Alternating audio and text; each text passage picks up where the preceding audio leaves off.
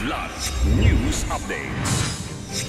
Mga balita ngayon, ikawalong maritime drill lalo pang nagpapatatag ng ugnayan ng Pilipinas at Estados Unidos. 122 stranded sa Eastern Visayas, bagyong Krising magdadala ng malalakas na pagulan, signal number 1 nakataas na.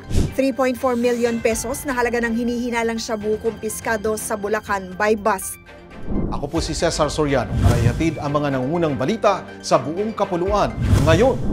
Muling nagsanib puwersa ang Armed Forces of the Philippines o AFP at US Indo-Pacific Command sa karagatang sakop ng Palawig-Zambales hanggang Cabra Island, Occidental Mindoro para sa ikawalong Bilateral Maritime Cooperative Activity kahapon, July 16.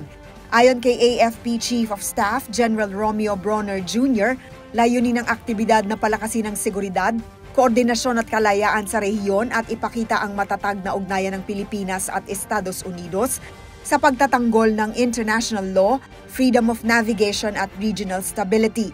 Nagkaroon ng communication drills, maritime domain awareness at visit board search seizure o VBSS operations ang magkasanib na puwersa.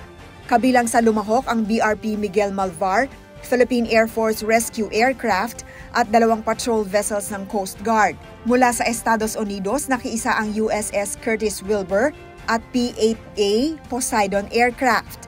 Ang mga pagsasanay ay nakatuon sa pagpapahusay ng interoperability sa gitna ng tumitinding tensyon sa mga pinagtatalunang karagatan ng bansa.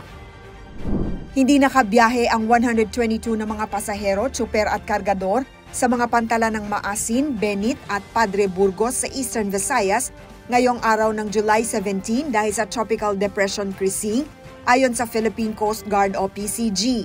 Kasama sa naantala ang 60 rolling cargos at 3 barko. 2 pang sasakyang dagat ang sumilong para sa kaligtasan. Nakataas ang signal number 1 sa 9 na lugar sa Luzon kabilang ang Cagayan, Isabela at bahagi ng Aurora ayon sa Pag-asa. Si Krising ay may lakas na 55 km per hour, bugso hanggang 70 km per hour at inaasahang lalakas sa susunod na 24 oras. Batay sa weather advisory ng ahensya kaninang 11 a.m., makararanas ng 50 hanggang 100 mm ng ulan ang Eastern Visayas, kabilang ang Northern Samar, Eastern Samar at Biliran hanggang July 18 ng tanghali. Nagbabala rin ng Pag-asa sa storm surge ng 1 hanggang 2 metro sa Cagayan at Isabela at patuloy na epekto ng habagat sa mga kanlurang bahagi ng bansa. Arestado ang isang 27 anyos na babae na itinuturing na high-value individual o HVI sa buy-bust operation sa Barangay Tikay, Malolos City, Kamakailan. Kinilala ang suspect bilang si alias Nikki, residente ng nasabing barangay. Nagkakahalaga ng 3,402,856 pesos ang nasamsam na hinihinalang shabu sa suspect na nakalagay sa maliit na sachet at isang malaking vacuum-sealed bag na tumitimbang ng 500.42 grams.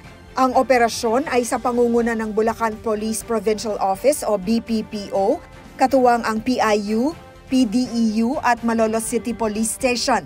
Dinala ang suspect at ebidensya sa Bulacan Provincial Forensic Unit.